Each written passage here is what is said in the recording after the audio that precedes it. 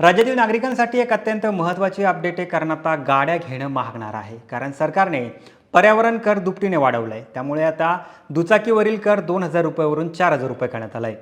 सरकारचं मोटर वाहन सुधारणा विधेयक नेमकं काय आहे समजून घेऊ आपण सोप्या भाषेमध्ये. नमस्कार, मी सलमान आणि आपण पाहताय ABP माझा.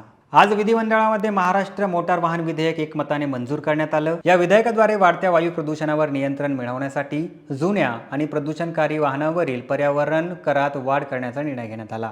या विधेयकानंतर आता दुचाकीवरील पर्यावरण कर 2,000 रुपयावरून 4,000 रुपये करण्यात आलेला आहे. यासोबत ज्या गाड्या पेट्रोलच्या आहेत त्यांच्यावरील कर 3,000 रुपयावरून 6,000 रुपये करण्यात आलेला आहे. यासोबत ज्या गाड्या डिझेलच्या आहेत त्यांच्यावरील पर्यावरण कर आधी 3,500 रुपये होता, तो कर आता 7,000 रुपये इतका करण्यात आलेला आहे.